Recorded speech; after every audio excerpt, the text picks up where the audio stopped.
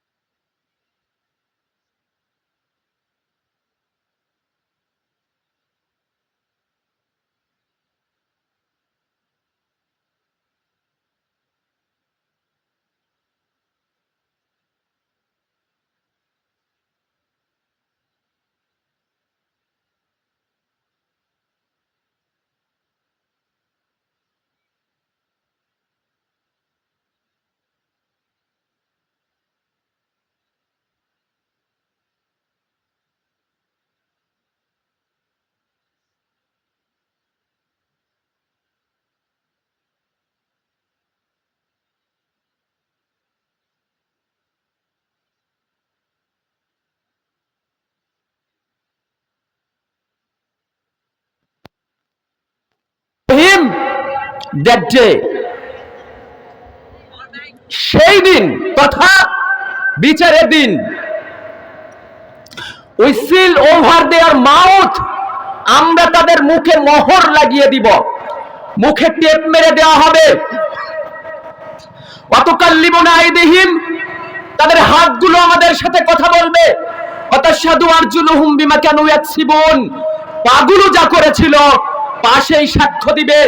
হাত বলবে আমাকে দিয়ে এই পাপগুলো করা হয়েছিল, পা বলবে আমাকে দিয়ে এই পাপগুলো করা হয়েছিল, চক্ষু বলবে আমাকে দিয়ে এই পাপগুলো করা হয়েছিল। আপনার এই চামড়াটা আপনার বিরুদ্ধে সাক্ষ্য দিবে।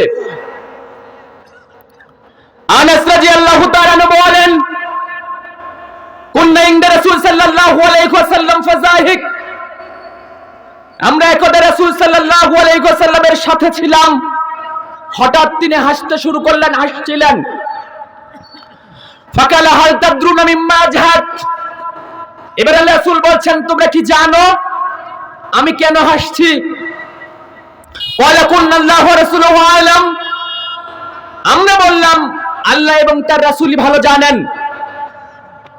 ওয়ালা ফায়াকুলু, আল্লাহ রাসূল সাল্লাল্লাহু আলাইহি ওয়াসাল্লাম বলছেন মিন মুখাতাবাতিল আবদি রাব্বাহু, বিচারের মাঠে মানুষ তার রবের সাথে কথা বলবে, এই কথাটা স্মরণ করে আমি হাসছি। যে রব আপনাকে সৃষ্টি করেছেন, যে রব আপনাকে প্রতিপালন করেন, এই রবের সাথে বিচারের মাঠে কথা হবে। ওয়ালা ফায়াকুলু, তখন আপনি বলবেন ইয়া রাব্বি আলাম তুজিরনি মিনাজ জুলমি, আপনি কি আমাকে জুলুম থেকে রক্ষা করেননি? ক্বালা ফায়াকুলু বালা, আল্লাহ বলবেন হ্যাঁ তোমাকে আমি রক্ষা করেছি। ক্বালা ফায়াকুলু, এবার আপনি বলবেন ইয়া রাব্বি, হে আমার প্রতিপালক, লা উজিদু আলা নাফসি আলাইক, আজকে আমার আপনজন ব্যতীত কোন সাক্ষ্য আমি গ্রহণ করব না আমার পক্ষ থেকে। ক্বালা ফায়াকুলু, আল্লাহু রাব্বুল আলামিন বলবেন কাফা বিনাফসিকা আল-ইয়াওমা আলাইক ওয়া বিল কিরামিল কাতিবিনা শুহুদান, আজকে তুমি তোমার নিজের জন্য যথেষ্ট এবং আমার সম্মানিত লেখক ফেরেশতাদ্বয় তোমার জন্য যা সংরক্ষণ করেছে এটাই যথেষ্ট। ফাইখতামালা ফীহি, আপনার মুখে মোহর লাগিয়ে দেওয়া হবে। এইবার অঙ্গ প্রত্যঙ্গগুলিকে বলা হবে তোমরা বলতে থাকো তোমরা কি কি কাজ করেছ।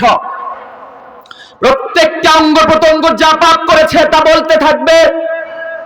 অতঃপর যখন মুখটা খুলে দেওয়া হবে তখন ওই ব্যক্তি বলবে বুগদান লাকুন্না সুহকান, ধ্বংস হোক তোদের জন্য, আফসোস তোদের জন্য, তোদের জন্য রবের সাথে ঝগড়া করছিলাম অথচ আজকে তোরা আমার বিপক্ষে সাক্ষ্য প্রদান করলি। সম্মানিত উপস্থিতি, মিশকাত 5554 নম্বর হাদিস। সুতরাং প্রত্যেকটা মুমিনের দায়িত্ব হচ্ছে দুনিয়ার ভোগ বিলাসকে পরিহার করে পরকালীন জীবনের জন্য পাথেয় সংগ্রহ করা। যতক্ষণ পর্যন্ত না আপনি অনাড়ম্বর জীবন যাপন করবেন, যতক্ষণ পর্যন্ত না আপনি দুনিয়ার চাকচিক্যকে ভুলে যাবেন, ততক্ষণ পর্যন্ত আপনি পূর্ণ মুমিন নন। মুখে আপনি মুমিন দাবি করছেন অথচ মুমিনের যে বৈশিষ্ট্য আপনার মাঝে নেই। আবু উমামা ইয়াসাস সালাবি আনসারী রাদিয়াল্লাহু তাআলা আনহু قال قال রাসূল সাল্লাল্লাহু আলাইহি ওয়াসাল্লাম, আবু উমামা ইয়াসাস সালাবি আনসারী রাদিয়াল্লাহু তাআলা আনহু বলেন আল্লাহ রাসূল সাল্লাল্লাহু আলাইহি ওয়াসাল্লাম বলেছেন আলা তাসমাউন, আর নট ইউ লিসেনিং, তোমরা কি শুনছো? অর্থাৎ তোমরা কি শুনছো না, তোমরা শোনো। আলা তাসমাউন, তোমরা কি শুনছো না, অর্থাৎ তোমরা শোনো। ইন্নাল বাজাজাতা মিনাল ঈমান, নিশ্চয়ই সাদাসিধে জীবন যাপন ঈমানের অঙ্গ। ইন্নাল বাজাজাতা মিনাল ঈমান, নিশ্চয়ই সাদাসিধে জীবন যাপনই ঈমানের অঙ্গ। আবু দাউদ 4167 নম্বর হাদিস, মিশকাত 4345 নম্বর হাদিস, সহিহ আত-তারগিব 2074 নম্বর হাদিস। সম্মানিত উপস্থিতি, 1 মিনিট আপনাকে একটু লাভ ক্ষতি দেখাই।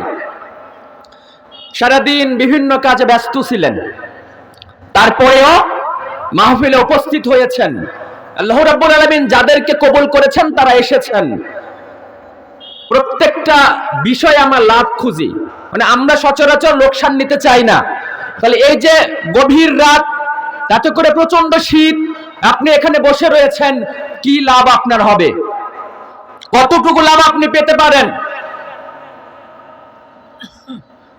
আব্দুল্লাহ ইবনে আব্বাস রাদিয়াল্লাহু তাআলা বলেন, আল্লাহ রাসূল সাল্লাল্লাহু আলাইহি ওয়াসাল্লাম বলেছেন, আলা উখবিরুকুম মিন আহলিল জান্নাহ, আমি কি তোমাদেরকে জান্নাতি ব্যক্তিদের পরিচয় দিব না? কারা কারা জান্নাতি? আন-নবী ফিল জান্নাহ, নবীরা জান্নাতি।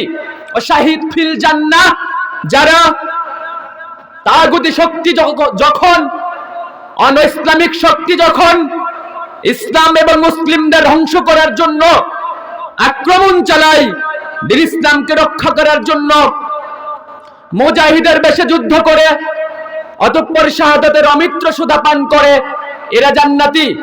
ও সিদ্দিক ফিল জান্নাহ, কাতালতা হুররিকতা, যদি আপনাকে হত্যা করা হয় অথবা জ্বালিয়ে দেওয়া হয়, তথাপি 3 জায়গা ব্যতীত আপনি মিথ্যা সর্বদাই পরিত্যাগ করেন, সেই ব্যক্তি জান্নাতি। ওয়াল মাউলুদ ফিল জান্নাহ, ছোট নবজাতক বাচ্চা যে সকল মারা যায়, এরা জান্নাতি।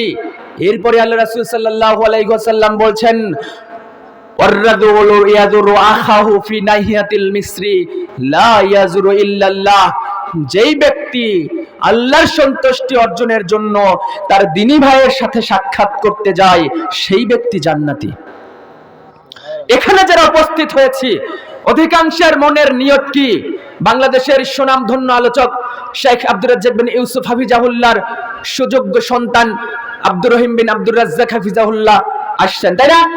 তার সাথে একটু আমরা দেখা করব, সাথে আদার্স যারা আলোচক আছে তাদের সাথে সৌজন্য সাক্ষাৎ হবে, সাথে সাথে তাদের একটু আলোচনা শুনবো, গ্রহণগুলা গ্রহণ করব, বর্জনগুলা বর্জন করব। যদি নিয়ত এই হয়ে থাকে, আল্লাহ রাসূল বলছেন ওই ব্যক্তির জন্য জান্নাত। সবাই নিজেকে বুদ্ধিমান মনে করি, সবাই নিজেকে জ্ঞানী মনে করি, আল্লাহ বলছেন প্রকৃত জ্ঞানীকে। আল কোরআন 39 নম্বর সূরা, সূরা জুমার 23 নম্বর পারা, 2 নম্বর রুকু, 18 নম্বর আয়াত, মহান আল্লাহ বলেন, আল্লাযীনা ইসতামিউনাল কাওলা ফায়াত্তাবিউনা আহসানাহু, যারা মনোযোগ দিয়ে কথা শ্রবণ করে অতঃপর সেখান থেকে ভালো গ্রহণ করে, উলাইকাল্লাযীনা হাদাহুমুল্লাহ, তারা তাদের রবের পক্ষ থেকে হেদায়েত প্রাপ্ত, উলাইকা হুম উলুল আলবাব, এরাই তো বুদ্ধিমান, এরাই তো বুদ্ধিমান। ওদেরকে আল্লাহ কবুল করেনি বিদায় মাহফিলে উপস্থিত হয়নি। জান্নাতি মানুষদের তালিকা আল্লাহ রাসূল বলছেন, আপনাকে হয়তোবা দেখাতে পারছি না, এই জায়গাটা ফেরেশতা রয়েছে, ফেরেশতা এখানে রয়েছে, প্রত্যেক এখানকার মানুষগুলোকে তাদের পবিত্র ডানা দিয়ে ঢেকে রয়েছেন। যতক্ষণ পর্যন্ত আপনি এখানে থাকবেন, কোরআন হাদিসের কথা শুনবেন, ততক্ষণ পর্যন্ত তারা আপনাকে ঢেকে রাখবেন। যখন এই জায়গাটা পার হবেন, দুনিয়া নিয়ে, দুনিয়ার মায়া, দুনিয়ার মোহ, দুনিয়ার ভালোবাসা, দুনিয়ার বিলাসিতা ইত্যাদি আবার আপনি ব্যস্ত হয়ে পড়বেন। সুতরাং এখানে এসে আমরা লাভবান নাকি আমাদের ক্ষতি হচ্ছে, প্রত্যেকে আমরা নিজেকে প্রশ্ন করলেই পাবো সমাতে উপস্থিতি। বলছিলাম মূল্যহীন দুনিয়ার প্রতি অনর্থক ভালোবাসা, আল্লাহর ভালোবাসা প্রত্যাশী ভাই বোনদের দৃষ্টি আকর্ষণ করছি। পৃথিবীর প্রত্যেক ধর্মের প্রত্যেক মানুষ চাই সৃষ্টিকর্তা তাকে ভালোবাসুক, চাই কিনা? চাই। আমরাও চাই আল্লাহ রাব্বুল আলামিন আমাদেরকে ভালোবাসুক। এমন দুটি কাজের কথা বলছি, যে দুটি কাজ যদি আপনি করতে পারেন, স্বয়ং আল্লাহ রাব্বুল আলামিন আপনাকে ভালোবাসবেন। আন সাহুল ইবনে সাদ সাইদি রাদিয়াল্লাহু তাআলা আনহু قال, সাহুল ইবনে সাদ সাইদি রাদিয়াল্লাহু তাআলা আনহু তে বর্ণিত, তিনি বলেন, আতান নবী সাল্লাল্লাহু আলাইহি ওয়াসাল্লাম রাজুলুন, একদা আল্লাহ রাসূল সাল্লাল্লাহু আলাইহি ওয়াসাল্লামের নিকটে একজন ব্যক্তি আসলেন। ফাকালা, তিনি বললেন, ইয়া রাসূলুল্লাহ হে আল্লাহ রাসূল সাল্লাল্লাহু আলাইহি ওয়াসাল্লাম, দুল্লানি আলা আমালিন ইজা আনা আমিলতুহু আহাব্বানিল্লাহ ওয়া আহাব্বানিন নাস। আল্লাহ রাসূল, আমাকে কিছু আমলের কথা বলেন, আমাকে কিছু কাজের কথা বলেন, যে কাজগুলো করলে আল্লাহ আমাকে ভালোবাসবে, যে কাজগুলো করলে পৃথিবীর মানুষ আমাকে ভালোবাসবে। সাহাবীদের কিউরিসিটি বেশি ছিল, প্রায় আল্লাহ রাসূলকে প্রশ্ন করতেন, জান্নাত কিভাবে পাওয়া যাবে, আল্লাহ রাসূল জাহান্নাম থেকে কিভাবে পরিত্রাণ পাওয়া যাবে। আপনি দুনিয়া নিয়ে ব্যস্ত, কাজকর্ম নিয়ে ব্যস্ত, সংসারের কাজকর্মই আপনার শেষ হয় না, আলেমের নিকটে বসার সুযোগ আপনার হয় না। ফাকালে রাসূল সাল্লাল্লাহু আলাইহি ওয়াসাল্লাম, আল্লাহ রাসূল সাল্লাল্লাহু আলাইহি ওয়াসাল্লাম বলছেন, ইজহাদ ফিদ দুনিয়া ইউহাব্বাকাল্লাহ, তুমি দুনিয়া পরিত্যাগ করো, অর্থাৎ দুনিয়ার মায়া, দুনিয়ার মোহ, দুনিয়ার চাকচিক্য, দুনিয়ার বিলাসিতা ইত্যাদি পরিত্যাগ করো, আল্লাহ তোমাকে ভালোবাসবেন। ওয়াজহাদ ফিমা ইনদান নাস ইউহাব্বাকান নাস, মানুষের নিকটে অযথা চাওয়া থেকে, মানুষকে অযথা হিংসা করা থেকে বিরত থাকো, মানুষও তোমাকে ভালোবাসবে। ইবনে মাজাহ 4102 নম্বর হাদিস, মিশকাত 5187 নম্বর হাদিস, সহিহ আত-তারগিব 3213 নম্বর হাদিস। সম্মানিত উপস্থিতি, জীবনটা আল্লাহর দেওয়া নিয়ামত। হে যুবক, তোমার প্রতি ফোঁটা রক্ত আল্লাহর দেওয়া পবিত্র আমানত, এসো তা ব্যয় করি আল্লাহর পথে। এই জীবনটাকে যদি আল্লাহর পথে অতিবাহিত করতে পারেন, যদি একটা সকাল একটা সন্ধ্যা আল্লাহর পথে অতিবাহিত হয়, যদি কনকনে শীতের রাত্রে ফজরে উঠে আপনি পবিত্র হয়ে ওযু করে জামাতের সহিত সালাত আদায় করতে পারেন, যদি আপনার পরিবারে ইসলামী অনুশাসন থাকে, যদি আপনার কন্যা আপনার স্ত্রী পর্দা মাফিক চলতে পারে, তাহলে পৃথিবীতে সবচাইতে সাকসেসফুল পারসন আপনি। আল্লাহ রাব্বুল আলামিন যাবতীয় বিষয়ে আপনার উপরে রহমত বরকত বর্ষণ করবেন। সূরা আলে ইমরান 29 নম্বর আয়াত, সূরা নিসা 146 নম্বর আয়াত, সূরা হুদ 113 নম্বর আয়াত, সূরা বনী ইসরাইল 18, 19, 84 নম্বর আয়াত, সূরা হজ 37 নম্বর আয়াত, সূরা নামল 78, 79 নম্বর আয়াত, সূরা আহজাব 3 নম্বর আয়াত, সূরা দাহর 9 নম্বর আয়াত, সূরা বাকারা 207 নম্বর আয়াত। মহান আল্লাহ বলেন, ওয়া মিনান নাসি মান ইয়াশলা নাফসাহু ইবতিগা'a মারজাতিল্লাহ and of mankind there are some who sells himself, মানুষের মধ্যে এমন কতক লোক রয়েছে যারা আল্লাহর সন্তুষ্টির জন্য নিজের জীবনটাকে বিলিয়ে দেয়। আল্লাহু রাউফুম বিল ইবাদ, আল্লাহ রাব্বুল আলামিন তার বান্দাদের প্রতি বড়ই ক্ষমাশীল, বড়ই দয়ালু, বড়ই তিনি রহমান, বড়ই তিনি রহিম। সম্মানিত উপস্থিতি, আপনি বুঝতে পারছেন না যে পৃথিবীকে প্রাধান্য দিতে গিয়ে পরকালকে হারাচ্ছেন। সেই পরকালে আপনি ভালো থাকতে পারবেন না যদি দুনিয়ার জিন্দেগিটা আপনি সঠিকভাবে আল্লাহর পথে অতিবাহিত না করতে পারেন। পৃথিবীতে আমরা খুব অল্প সময়ের জন্য রয়েছি, খুব অল্প সময়ের জন্য। সময় যখন ফুরিয়ে যাবে, মসজিদের মাইকে যখন আপনার নামে এলান হয়ে যাবে, যখন মসজিদের খাটিয়াটা আপনার বাড়িতে চলে আসবে, যখন 3 টুকরো কাপড় আপনার জন্য কিনে আনা হবে, যখন কেউ বা কারা আপনার জন্য বড়ই পাতার পানি গরম করবে, যখন আপনার জন্য বাড়ির পাশের বাচ্চার এসে 3.5 হাত কবর খনন করা হবে, ঠিক সেই দিন আপনার দম্ভ, আপনার অহংকার, আপনার প্রভাব, আপনার প্রতিপত্তি সবকিছু ডিস্ট্রয়, সবকিছু ধ্বংস হয়ে যাবে, সবকিছু শেষ হয়ে যাবে। এভরিওয়ান শ্যাল টেস্ট ডেথ, সবাই মৃত্যুর স্বাদ আস্বাদন করবে। নান ক্যান অ্যাভয়েড ডেথ, কেউ মৃত্যু থেকে পলায়ন করতে পারবে না। Time and tide wait for none, সময় এবং নদীর স্রোত কারোর জন্য অপেক্ষা করে না। But one person is waiting for you, একজন আপনার জন্য অপেক্ষা করছে। জৈন হয়েছে, আপনি বলুন কেসে? He is Malakul Maut, so be careful. He will come must and take your জান। সে হচ্ছে মালাকুল মউত, আপনাদের ভাষায় আজরাইল। সে আসবে, আপনার প্রাণ পাখিটা ছিনিয়ে নিয়ে চলে যাবে। মরতে যখন হবে তখন প্রকৃত ঈমানদারের মতো মরার চেষ্টা করুন। মরতে যখন হবে তখন প্রকৃত মুত্তাকি হয়ে মরার চেষ্টা করুন। মরতে যখন হবে তখন প্রকৃত মুসলিম হয়ে মরার চেষ্টা করুন। মুসলিমের যে সকল বৈশিষ্ট্য প্রকৃত মুসলিমের, তা আমাদের মাঝে অনুপস্থিত। যদি থাকতো আল্লাহ রাব্বুল আলামিন কেন বললেন তুমি তো প্রকৃত মুসলিম না হওয়া পর্যন্ত মৃত্যুবরণ করো না? আল কোরআন 3 নম্বর সূরা, সূরা আলে ইমরান 4 নম্বর পারা 11 নম্বর রুকু 102 নম্বর আয়াত। মহান আল্লাহ বলেন, ইয়া আইয়ুহাল্লাযীনা আমানুত্তাকুল্লাহ, হে ঈমানদারগণ, হে বিশ্বাসীগণ, be afraid of Allah by doing all that he has ordered, by abstaining from all that he has forbidden. তোমরা আল্লাহকে ভয় করো। কেমন? হাক্কা তুকাতিহি, as he should be fair, obey him, be thankful to him and remember him always. সর্বক্ষেত্রে আপনি আল্লাহকে ভয় করবেন। শুধু প্রকাশ্যে ভয় করবেন, গোপনে করবেন না, এমনটা যেন না হয়। শুধু জাহিরি করবেন, বাতেনি করবেন না, এমনটা যেন না হয়। সর্বক্ষেত্রে আপনি আল্লাহকে ভয় করবেন। ওয়ালা তামুতুন্না ইল্লা ওয়া আনতুম মুসলিমুন, die not except in state of Islam with complete submission to Allah. এবং তোমরা প্রকৃত মুসলিম না হওয়া পর্যন্ত মৃত্যুবরণ করো না। কি বলছেন? স্বয়ং আল্লাহ রাব্বুল আলামিন।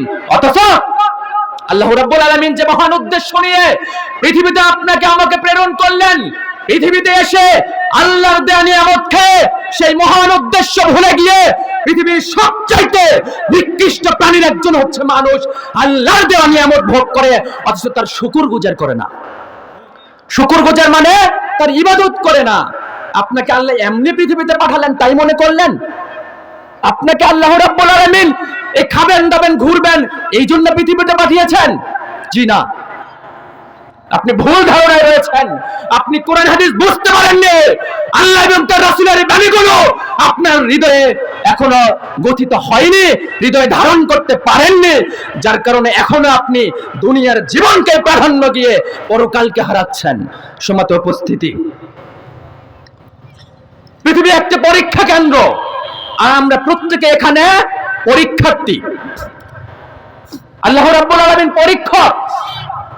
We shall test you with something of fear, hunger, loss of life, oil. আল্লাহ বলছেন আমি তোমাদেরকে পরীক্ষা করব ভয় দ্বারা, ক্ষুধা দ্বারা, ফল ফসলের বিনষ্টির মাধ্যমে, প্রিয়জনের কলিজার টুকরা সন্তানের মৃত্যুর মাধ্যমে, একাধিক মাধ্যম দিয়ে আপনাকে পরীক্ষা করা হবে। সম্মানিত উপস্থিতি, কবর সর্বদা আপনাকে ডাকছে। আপনি সর্বদা মনে করেন পৃথিবীতে আপনি একজন মুসাফির। আপনি সর্বদা মনে করেন পৃথিবীতে আপনি একজন অপরিচিত মানুষ। কবর বলছে আনা বাইতুল ওয়াহদা, আমি এককের ঘর। পৃথিবীর মানুষগুলোকে জানিয়ে দিয়ে কবর বলছে আমি এককের ঘর। অনেক বন্ধু বান্ধব তোমার পৃথিবীতে রয়েছে, আত্মীয় স্বজন রয়েছে, প্রিয়জন রয়েছে, সবাইকে ছেড়ে আমার বুকে তোমাকে একাকী আসতে হবে। কবর বলছে আমি পোকামাকড়ের ঘর, আমি একটা শাস্তির জায়গা ওই সকল মানুষের জন্য যারা পৃথিবীতে আল্লাহর বিধান অনুযায়ী, রাসূলের আদর্শ অনুযায়ী তার জীবনের বাস্তবায়ন ঘটায় না। আল্লাহর কসম করে বলছি, একজন ব্যক্তি যদি বৎকার হয়, যদি মন্দ হয়, যদি বেঈমান হয়, তাহলে তার মৃত্যুর মুহূর্ত থেকে তার যন্ত্রণা শুরু হয়ে যায়। বারা ইবনে আযিব রাদিয়াল্লাহু তাআলা বলছেন আমরা আল্লাহ রাসূলের সাথে একটা আনসারী ব্যক্তির জানাজাতে গেলাম। জানাজায় গিয়ে আমরা দেখলাম কবর এখনো খনন করা শেষ হয়নি। রাসূল সাল্লাল্লাহু আলাইহি সাল্লাম বসে পড়লেন, আমরাও বসে পড়লাম। আমরা এমন ভাবে বসে পড়লাম যাতে করে মনে হচ্ছে আমাদের মাথার উপরে পাখি বসে রয়েছে। রাসূল সাল্লাল্লাহু আলাইহি সাল্লামের হাতে একটা কাষ্ঠ ছিল, একটা কাঠ ছিল, কাঠ দিয়ে তিনি মাটিতে দাগ কাটছিলেন। অতঃপর তিনি মাথা উত্তোলন করে বলছেন তোমরা কবরের আযাব থেকে আল্লাহর নিকটে পানা চাও, তোমরা কবরের আযাব থেকে আল্লাহর নিকটে পানা চাও। এরপরে তিনি বলছেন ইন্নাল আবদাল মুমিনা ইজা কানা ফি ইনকিতাইন মিনাদ দুনিয়া ওয়া ইকবালিন ইলাল আখিরা। পৃথিবীর মানুষ তোমরা শোনো, যখন কোন মুমিন বান্দা দুনিয়া ত্যাগ করে পরকালের দিকে অগ্রসর হয়, নাজালা ইলাইহিল মালাইকা মিনাস সামা, আকাশ থেকে একদল ফেরেশতা তার জন্য আগমন করেন। একজন মুমিন বান্দা যখন মৃত্যুবরণ করছে, প্রাণটা যাই এরকম পরিস্থিতিতে আকাশ থেকে একদল ফেরেশতা আগমন করে, বিজাউজুহু, ঝকঝকে তকতকে সুন্দর ফর্সা, এতটা সুন্দর, এতটা সুশ্রী যা কল্পনার বাইরে, এরকম একদল ফেরেশতা ওই ব্যক্তির নিকটে অবতরণ করে। কান্না উজুহাহুমুশ শামস, রাসূল বলছেন সূর্য যেরকম ঝলমলে, যেরকম সুন্দর, যেরকম তকতকে, এরকম ফেরেশতাদের চেহারা। কাফানুন মিন আকফানিল জান্নাহ ওয়া হানুতুন মিন হানুতিল জান্নাহ, তাদের সাথে জান্নাতি কাফন থাকে, তাদের সাথে সুগন্ধি থাকে। পৃথিবীর কোন সুগন্ধির সাথে, পৃথিবীর কোন আতরের সাথে, পৃথিবীর কোন সেন্টের সাথে এই সুগন্ধির তুলনা হবে না। হাত্তা ইয়াসলাসিলু মিনহুম আদ-দাল বাসার, এই ফেরেশতা দল মুমূর্ষু ব্যক্তির দৃষ্টিসীমা পর্যন্ত বসে পড়েন। মানে যে মারা যাচ্ছে তার দৃষ্টি যত দূরে যায় তত দূর পর্যন্ত সেই ফেরেশতা দল বসে পড়েন। অতঃপর তার যখন মৃত্যুর সময় উপস্থিত হয়ে গেল, ইয়াজি ইলাইহি মালাকুল মাউত, এবার তার নিকটে মৃত্যুর ফেরেশতা আগমন করলেন, মালাকুল মাউত। হাত্তা ইয়াজলিসু ইনদা রাসিহি, এবার তিনি তার মাথার নিকটে বসে পড়েন। মালাকুল মাউত আপনাদের ভাষায় আজরাইল তার মাথার নিকটে বসে পড়েন। এবার বলছে, ইয়া আইয়াতুহান নাফসুত তাইয়্যিবা, হে পবিত্র আত্মা বের হয়ে এসো, হে পবিত্র আত্মা বের হয়ে এসো। আল্লাহ রাসূল সাল্লাল্লাহু আলাইহি ওয়াসাল্লাম বলছেন এই পবিত্র আত্মা বের হয়ে আসে কিভাবে? ফাতাখরুজা তাসিলু কামা তাসিলুল কতরাত মিনাল মা, যেরকম পানি ভর্তি কলস উপর করলে স্বাভাবিক পানি গড়িয়ে পড়ে, অনুরূপ ভাবে আত্মাটা বের হয়ে আসে। রাসূল সাল্লাল্লাহু আলাইহি ওয়াসাল্লাম বলছেন এইবার মালাকুল মউত আর এক সেকেন্ডও কাল বিলম্ব করেন না, ওই আত্মাটাকে নিয়ে অপেক্ষমান ফেরেশতাকে দিয়ে দেন। এবার তারা ওই জান্নাতি কাফনে মুড়িয়ে তাদের এই আত্মা নিয়ে উপরে উঠতে থাকে, সুগন্ধি ছড়াতে থাকে। যখনই কোনো ফেরেশতা দলের সাথে সাক্ষাৎ হয় তখনই তারা বলতে থাকে, আহলান সাহলান, মারহাবান মারহাবান, কার এই আত্মা এত সুগন্ধ ছড়াচ্ছে? আল্লাহ রাসূল সাল্লাল্লাহু আলাইহি ওয়াসাল্লাম বলছেন পৃথিবীতে আপনাকে যে সকল নামে ডাকা হতো তার মধ্যে সবচাইতে যে উত্তম নাম, সেই নামের সাথে আপনার পিতার নামটা জড়িয়ে দিয়ে আপনার পরিচয় দেয়া হবে। আসমানের দরজাগুলো খুলে দেয়া হচ্ছে। এবার আল্লাহর নিকটে চলে গেলেন। আল্লাহ রাব্বুল আলামিন বলছেন যে আমার বান্দার নামটা ইল্লিনে লিখে দাও, আমার বান্দার নামটা ইল্লিনে লিখা দাও, এবং তার ফাতুয়াদু রূহু ফি জাসাদিহি, আত্মাটা জমিনে তার দেহে আবার ফিরিয়ে দাও। আমি তাকে মাটি থেকে সৃষ্টি করেছি, মাটিতেই রেখে দাও, মাটি থেকেই আমি তাকে উত্থিত করব। আর লোকটা যদি বৎকার হয়, খারাপ হয়, রাসূল বলছেন কালো কুচকুচে চেহারা বিশিষ্ট ফেরেশতা তার নিকটে আগমন করবে, চট সালা বস্তা নিয়ে আসা হবে, খুবই দুর্গন্ধ ছড়াবে। তার নিকটে স্যাম একই কথা বলছেন। এবার মালাকুল মউত এসে যখন বলবে আত্মাটা বের করে দিতে, ওই মানুষটা পৃথিবীকে ভালোবাসেন, মানে পাপী ব্যক্তি পৃথিবীকে ভালোবাসে, সে পরকালকে ভালোবাসে না, যার কারণে সে আত্মাটা শরীরের মধ্যে ছুটাছুটি করতে থাকবে। রাসূল সাল্লাল্লাহু আলাইহি ওয়াসাল্লাম বলছেন মালাকুল মউত আত্মাটা টেনে হিঁচড়ে বের করবেন। যেমনই ভাবে গরম করে লৌহখণ্ড যদি আপনার পশমে দেওয়া হয়, আপনার মাংস চামড়া পশম ভেদ করে যেরকম ছিঁড়ে নিয়ে আসে, অনুরূপ ভাবে ওই আত্মাটা মালাকুল মউত বের করে নিয়ে আসবে। এরপর অপেক্ষমান ফেরেশতাকে দিয়ে দিবে, ফেরেশতারা উপরে উঠবে। যখনই কোনো ফেরেশতা দলের সাথে দেখা হবে তখনই বলে এত দুর্গন্ধ ছড়াচ্ছে, এই খবিস আত্মাটা কার? পরিচয়টা দেয়া হবে। পৃথিবীতে মানুষরা আপনাকে যে নামে ডাকতো তার মধ্যে সবচেয়ে নিকৃষ্ট নাম দিয়ে আপনার পিতার নাম জুড়িয়ে দিয়ে এবার আসমানের দরজাটাকে খুলতে বলা হবে। জি না, আসমানের দরজা আর খোলা হবে না। 7 নম্বর সূরা 8 নম্বর পারা 5 নম্বর রুকু 40 নম্বর আয়াত। মহান আল্লাহ বলছেন ইন্নাল্লাযীনা কাযযাবু বিআয়াতিনা ওয়াস্তাকবারু আনহা লা তুফাত্তাহু লাহুম আবওয়াবুস সামা। পৃথিবীর মানুষ শোনো, নিশ্চয়ই যারা আল্লাহর আয়াতগুলোকে মিথ্যা প্রতিপন্ন করে এবং অহংকার প্রদর্শন করে তাদের জন্য লা তুফাত্তাহু লাহুম আবওয়াবুস সামা, আসমানের দরজা তাদের জন্য খোলা হবে না। ওয়া ইয়াদখুলুনাল জান্নাতা হাত্তা ইয়ালিজাল জামালু ফি সাম্মিল খিয়াত, তাদের জান্নাতে যাওয়া ওই রকম অসম্ভব যেই রকম অসম্ভব ছুঁচের মধ্য দিয়ে উট প্রবেশ করা। ছুঁচের মধ্য দিয়ে উট প্রবেশ করা যেরকম অসম্ভব, আল্লাহর আয়াতকে যারা মিথ্যা প্রতিপন্ন করবে, অহংকার প্রদর্শন করবে, তাদের জান্নাতে যাওয়াটা ওই রকম অসম্ভব। মুসনাদে আহমদ 18557 নম্বর হাদিস, আবু দাউদ 4753 নম্বর হাদিস, মিশকাত 1630 নম্বর হাদিস।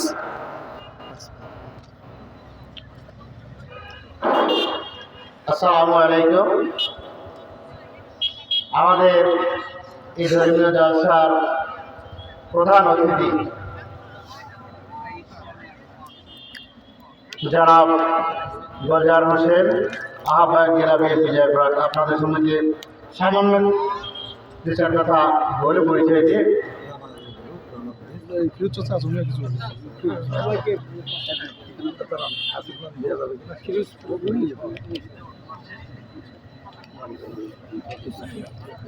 আপনাদের সম্মুখে দু চারটি কথা বলবেন আলহাজ ফিরোজ আলম মন্ডল, সভাপতি বিএনপি।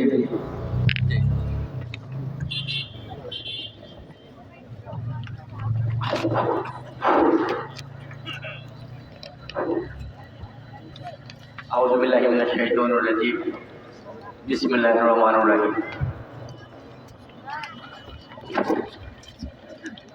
ছোটাহার সোনাপাড়া জামা মসজিদের উদ্যোগে প্রথম অধিবেশনে আজকের এই সিরাজ ইসলামী জলসা ওয়াজ মাহফিলে সম্মানিত সুযোগ্য সভাপতি, প্রধান অতিথি মোহাম্মদ গজার হোসেন, সম্মানিত আহ্বায়ক জেলা বিএনপি জয়পুরহাট, বিশেষ অতিথি হিসেবে এখানে উপস্থিত আছেন মোহাম্মদ মাসুদুর প্রধান, সিনিয়র যুগ্ম আহ্বায়ক জেলা বিএনপি জয়পুরহাট, এবং এখানে আমন্ত্রিত অতিথিবৃন্দ অনেকেই আছেন, আমি সবার নাম বলছি না। আর আজকের এই মাহফিলে প্রধান আলোচক শায়খ আব্দুর রাজ্জাক ইউসুফের কনিষ্ঠ পুত্র শায়খ আব্দুর রহিম আব্দুর রাজ্জাক আল আজহারি সাহেব দ্বিতীয় বক্তা হিসেবে এখানে উপস্থিত আছেন। সালাম বিন জয়নাল আবেদিন, প্রকাশক আরবি পুরে নুরুল্লাহ কামিল মাদ্রাসা। তৃতীয় বক্তা মোহাম্মদ আল ফিরোজ, দাওরাই হাদিস আল জামিয়া আল সালাফিয়া রাজশাহী সহ সামনে উপস্থিত অত্র এলাকার সকল কর্মপ্রাণ মুসলিম ভাইয়েরা, আসসালামু আলাইকুম ওয়া রাহমাতুল্লাহ। সম্মানিত উপস্থিতি, আজকের এই সোনাপাড়া জামে মসজিদ কমিটির উদ্যোগে আজকের এই মাহফিলে আমাকে এখানে বিশেষ অতিথির মধ্যে আমার নাম নিয়ে আমাদেরকে দুটি কথা বলার সুযোগ করে দেওয়ার জন্য আমি মহান আল্লাহর কাছে শুকরিয়া আদায় করছি। আর আমি প্রথমে আল্লাহর কাছে আরও শুকরিয়া আদায় করছি যে এই ধরনের একটা মাহফিল, এর আগে আমরা হয়তো এই 15টি বছর ধরে আমরা অনেক ত্যাগ তিতিক্ষা করেও হয়তো আমরা করতে পারিনি। আপনারা জানেন যে 15টি বছর ধরে দেশে একটা স্বৈরাচার সরকার অবস্থান করছিল। আমরা একটা ধর্মীয় কোনো মাহফিল করতে যেয়ে বা কোনো চাকরির মাহফিল করতে যেয়ে প্রশাসনের অনুমতি মিলে নাই, এটাই আপনারা অনেকেই জানেন। যাই হোক, আল্লাহ পাক এটা গত 5ই আগস্টের পরে আল্লাহ পাক এটা এমন সুযোগ করে দিয়েছে যে আমরা যে কোনো সময় যে কোনো মুহূর্তে প্রশাসনের অনুমতি ছাড়াই আমরা সব সময়গুলো এখন মাহাত্ম করতে পারছি। এই জন্য আল্লাহর কাছে আমি আরও একবার শুকরিয়া আদায় করছি। সম্মানিত মুসলিম কেরাম, আমি আপনাদের কাছে আমি একটা জিনিস একটু অনুরোধ করব যে এখন মাহফিলের সময় এমন কোনো দিন নেই যে দিন 4-5টা মাহফিল অত্র এলাকায় হয়তো হয় না, অত্র ইউনিয়নে হয় না। প্রত্যেক দিন দেখবেন যে কোথাও না কোথাও মাহফিল আছে। এত মাহফিল শুনি, এ মাহফিলে শোনার ভিতরে আমাদের আমল কতটুকু হয়েছে, আমরা কতটুকু আমল করতে পেরেছি, আর এই মাহফিলগুলোর থেকে কতটুকু শিক্ষা অর্জন করতে পেরেছি। আমাদের ভিতরে হারাম নেই, হালাল নেই, নামাজ নেই, রোজা নেই, আমাদের মধ্যে কোনো ইমান কতটুকু আমরা আমাদের মজবুত, এটা সম্পর্কে আমরা কখনো চিন্তা ভাবনা হয়তো করি না। আজকের এই হয়তো যে বক্তব্য দিচ্ছে এখন এই মুহূর্তে যে হুজুর বক্তব্য দিচ্ছেন উনি বোধহয় তৃতীয় বক্তা, যে উনি বোধহয় তৃতীয় বক্তা হিসাবে বক্তব্য দিচ্ছেন, উনি বোধহয় নামাজের উপরে বক্তব্য দিচ্ছিলেন। আমি যতটুকু বুঝতে পারলাম, আপনারা জানেন যে নামাজ হলো সর্বোত্তম ইবাদত। কিয়ামতের দিন আল্লাহ পাক আমাদের সর্বপ্রথম নামাজের হিসাব করবেন যে নামাজ আমাদের হয়েছে কিনা, নামাজ আমরা কাজা করেছি কিনা। নামাজ আমরা পড়বো অবশ্যই, আমরা 5 ওয়াক্ত নামাজ পড়বো, এটা সবার আগে। এর পাশাপাশি আমরা হালাল খেয়েছি কিনা, আমরা হালাল ভক্ষণ করেছি কিনা, আমাদের সংসার, আমাদের ছেলে মেয়ে, আমাদের বাচ্চা, আমাদের পরিবারকে আমরা হালাল কি খাওয়াইছি না হারাম খাওয়াইছি, এটা সম্পর্কে ঠিক এখনো কখনো আমরা চিন্তা করি। আমাদের নামাজ ত্রুটি হয়েছে, নামাজের আমরা করতে পারিনি, কোনো কারণে কাজা হয়েছে, আল্লাহ পাকের কাছে আমরা কান্দাকাটি করে তওবা করে হয়তো আল্লাহ পাক মাফ করে দিতে পারে। নামাজ পড়তে হবে না এই কথা বলছি না, নামাজ অবশ্যই পড়বো সবার আগে, কিন্তু তার পাশাপাশি আমরা হালাল আর হারাম সম্পর্কে এতটুকু করে চিন্তা করি কখনো চলি যে আমরা হালাল খাচ্ছি না হারাম খাচ্ছি। আমরা কারো জমি দখল করছি, কারো কাছে চাঁদাবাজি করছি, কারো কাছে যাই অন্যায়ভাবে কোনো কিছু দুর্ভোগ কিছু করছি। ধরেন যে আমি যদি আপনাদের কাছে যদি এখানে 10,000 টাকা, 5,000, 2,000, 100, 500, 200 টাকা যদি কখনো আমি আত্মসাৎ করি, না জানি আপনাদেরকে দিলাম না, এমন অবস্থায় যদি আমি মৃত্যুবরণ করি, তাহলে এর জবাবটা কে দেবে বলুন? এর জবাবটা আল্লাহর কাছে কে দেবে এখানে? কারণ আমি তো আপনাদের কাছে মাপ দিতেও পারিনি, আপনাদের কাছে ফাঁকি দিয়েছি, আপনাদেরকে ঠকাইছি, আপনাদের হককে আমি আত্মসাৎ করেছি। এর জবাবটা আমি আল্লাহর কাছে কখনো দিতে পারবো না। আর আল্লাহ এটা ভুলকে মাফ করবে কিনা, এখানে হুজুরেরা আছে, ওনারা ভালো করতে পারবেন যে হয়তো আল্লাহ পাক এটাকে মাফ করবে না। অর্থাৎ আমরা নামাজ তো অবশ্যই করবো, আমরা রোজা করবো, অন্য ইসলামী যত নিয়ম কানুন আছে সব মেনেই চলবো। তার পাশাপাশি সবার আগে আমরা নিজেরা চিন্তা করবো যে আমরা হালাল খাবো, হালাল ভক্ষণ করবো, হারাম আমাদের ভিতরে যাবে না, হারাম যে আমাদের কোনো পরিবারকে আমরা লালন পালন করবো না, এই চিন্তা ভাবনা করে আমাদের জীবনযাপন করবো ইনশাআল্লাহ। আমি এই সংক্ষিপ্ত কথা বলে আমি শেষ করছি। আমি আপনাদের সকলে সুস্বাস্থ্য দীর্ঘায়ু কামনা করে আমার সংক্ষিপ্ত কথা এখানেই শেষ করলাম। আসসালামু আলাইকুম ওয়া রাহমাতুল্লাহ।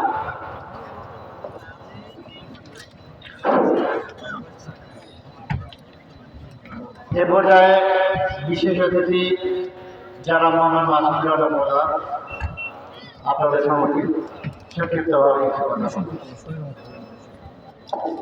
আসসালামু আলাইকুম ওয়া রাহমাতুল্লাহ। আলহামদুলিল্লাহ, লাখো দরুদ ও সালাম মহান রব্বুল আলামিনের দরবারে রাসূলের প্রতি দরুদ। আজকের এই ইসলামী জলসার সম্মানিত সভাপতি মোহাম্মদ সানোয়ার হোসেন, খতিব, দেশ ইমাম সুতাহা, পশ্চিম পাড়া মসজিদ, সহসভাপতি আমিনুল ইসলাম, প্রধান বক্তা হিসেবে আলোচক হিসেবে উপস্থিত হবেন শায়েখ আব্দুর রাজ্জাক বিন ইউসুফের কনিষ্ঠ পুত্র শায়েখ আব্দুর রহিম বিন আব্দুর রাজ্জাক আল আজহারি। দ্বিতীয় বক্তা তিনি বক্তব্য পেশ করছেন সালেমা বিন জয়নাল আবেদিন, প্রভাষক গার্মেন্ট গুরু হুদা কামিল মাদ্রাসা জয়পুরহাট। দ্বিতীয় আলোচক আছেন মোহাম্মদ আল ফিরোজ।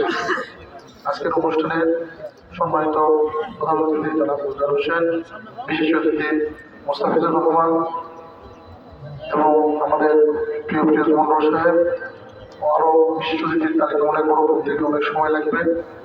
আমাদের স্নেহের রাশেদ, আমাদের অত্যন্ত আদরের ছোট ভাই সহ কয়েকজন আমাদের কাছে গিয়েছিল আজকের এই ইসলামী জলসার অনুষ্ঠানে আমাদেরকে আসার জন্য বলেছিল। আল্লাহ রাব্বুল আলামিনের দরবারে শুকরিয়া আদায় করেছি। সম্ভবত এই মাঠে আজকেই প্রথম এদের উদ্যোগে একটি ইসলামী জলসার আয়োজন করেছে। আসলে ইসলামী জলসার আয়োজন সকলে করতে পারে না। দীর্ঘদিন যাবৎ ইসলামী জলসা ধরনের কথাগুলো বিভিন্ন প্রক্রিয়ার মাধ্যমে বন্ধ রাখা হয়েছিল। কোরআনের তাফসীর সবকিছুর জন্য অনুমতি দিতে হতো এবং কোরআনের তাফসীরের জন্য বক্তা কে হবে, অতিথি কে হবে, এগুলোর জন্য উপজেলা পর্যায়ে থানা প্রশাসন, স্থানীয় দেশে যাদের শাসক ছিল তাদের নেতৃবৃন্দর মতামতের ভিত্তিতে করতে হতো।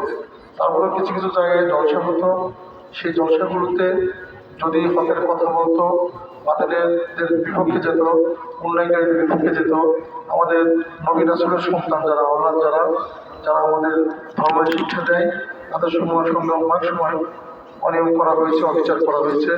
আল্লাহর অশেষ মেহেরবানিতে আল্লাহর কোনো আকাশে বাংলাদেশের মাটিতে সকল জায়গায় ইসলাম জলসার জন্য আর অনুমতি লাগছে না।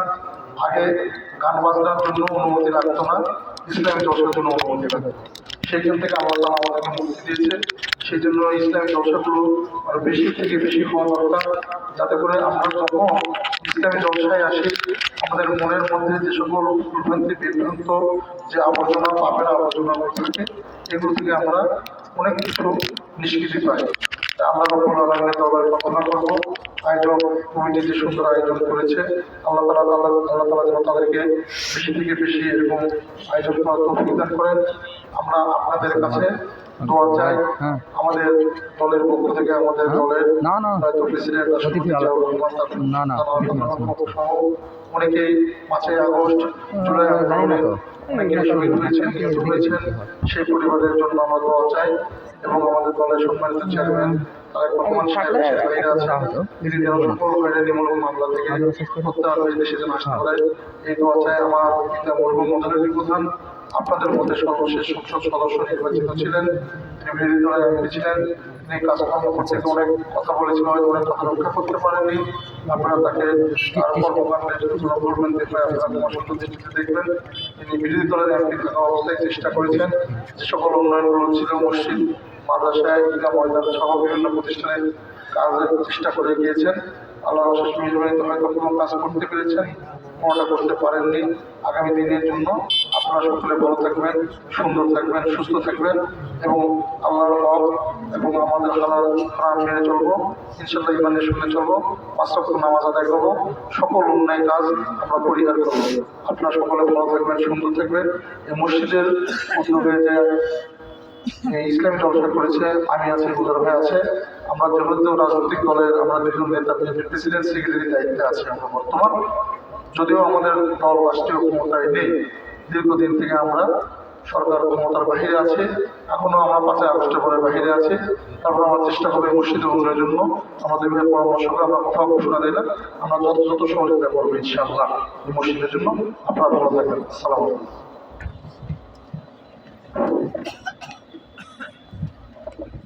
আলহামদুলিল্লাহ, আমরা রানা ভাইয়ের কাছ থেকে সুন্দর সুন্দর কথা শুনলাম। আমাদের বিশেষ অতিথি জনাব ফিরোজ আলম ভাই, আপনারা সবাই ছিলেন। ওনার ব্যক্তিগত তহবিল থেকে সোনারপাড়া জামে মসজিদে উনি 10,000 টাকা আপনাদেরকে মসজিদের উন্নয়ন করবে দান করবেন। আল্লাহ যেন তার দানকে কবুল করে নিয়ে জান্নাতুল ফেরদাউস নসিব করেন। আল্লাহুম্মা আমিন। আসসালামু আলাইকুম ওয়া রাহমাতুল্লাহ। সম্মানিত মুসাল্লিন কিরাম, এই পর্যায়ে আপনাদের সামনে সংক্ষিপ্তভাবে কথা বলছেন আজকের এই অধিবেশনের সম্মানিত প্রধান অতিথি জনাব তোজার হোসেন, আহ্বায়ক জেলা বিএনপি।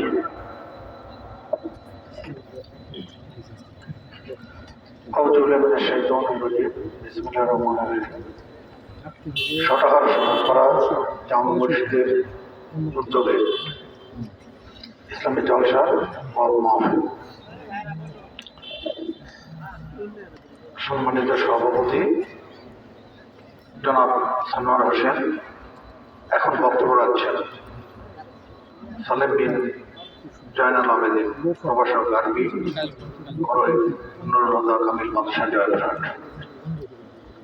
জলসার মাঝখানে কথা বলাটা বেয়াদবি। সবাই কিন্তু বক্তাদের বক্তব্য শোনার জন্য আমাদেরকে অতিথি করে নিয়ে আসে, না আসলেও এটাও আবার আরেক ব্যাপার। আমি অনেক জলসায় বক্তব্য শুরু বলে তাদের নাম লিস্টে আছে, তারা যদি জলসায় না আসে তাদের নাম দিবেন না।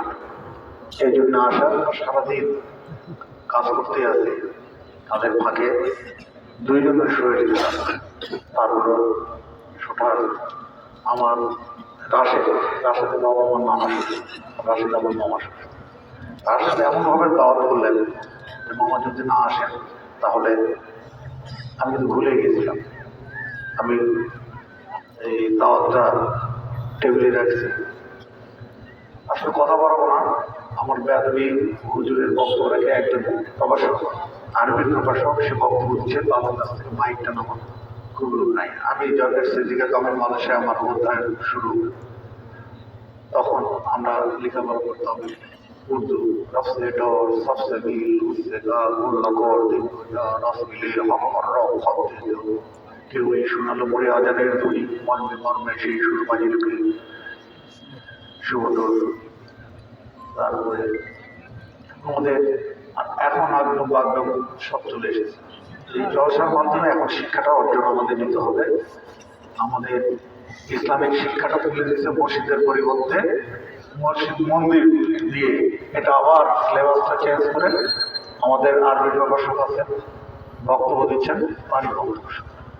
আর আমরা শুধু অতিথি এই জন্য আসা, আর মাঝখানে কথা বলাটা খুবই আমার কাছে খুবই খারাপ লাগে। প্রধান বক্তা আসলে তো আরো বেশি হয়ে যায়, কারণ ওনারা দূর থেকে আসেন, তারপরে একটা প্রিপারেশন থাকেন, মাঝখানে যদি বাধা দেওয়া হয় তাহলে কিন্তু ওই স্পিডটা নষ্ট হয়ে যায়। তাই আমরা জয়পুর জেলা বিএনপির পক্ষ থেকে আপনাদেরকে সকলকে মোবারকবাদ যে আপনারা দাওয়াত করে আমাদের এই জলসায় আনার জন্য, এবং এই সোটাহার আমাদের গ্রাম এলাকার মানুষ আমাদের, তাই আপনাদের পাশে সবসময় থাকবো। এই মসজিদ আমি একটা কথা বলে শেষ করবো যে সবাই